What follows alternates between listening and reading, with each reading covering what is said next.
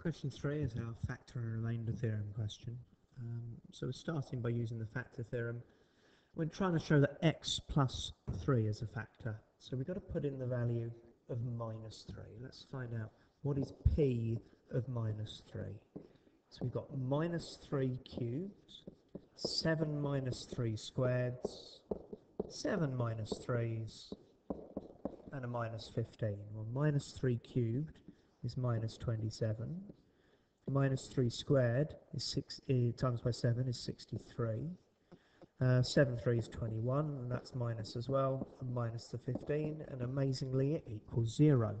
Don't stop there, 2 marks, need to write the extra line, therefore x plus 3 is a factor. That line, totally essential, you lose the mark if you don't do it. Now, product of 3 linear factors, this is trying to do the big long division, and I do mine in a box method. There are other methods to do it, and we're trying to divide by x plus 3, and what we want is this big long thing here. So we need an x cubed. X times x squared gives the x cubed that I want, but it gives this byproduct of 3x squareds.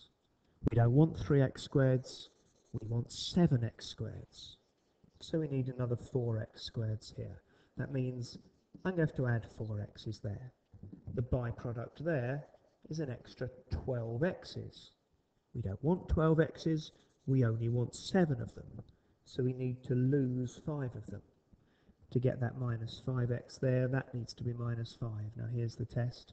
Minus 5 times the 3 is minus 15. Brilliant, that's what we wanted, the minus 15 there. So we've now got a quadratic, and that needs to be factorised as well.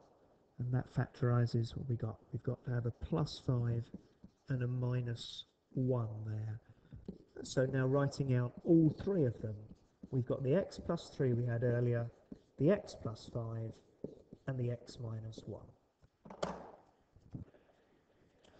I'll have to scroll down a bit to give some more space, but now we've got to try and use the remainder theorem to find the remainder when it's divided by x minus 2. This means putting in the number 2. So off we go again, putting in a number in this. So I've got p of 2, I've got 2 cubed, 7 lots of 2 squared, 7 lots of 2, take away 15. I'm just working out all of that, gives us 35.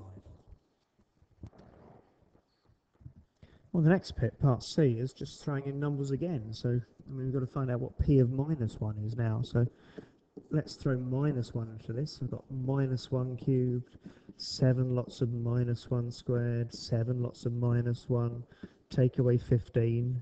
So we've got minus 1, take away 7, add 7, take away 7, take away 15. I think that's minus 16 at the end of that, minus 16.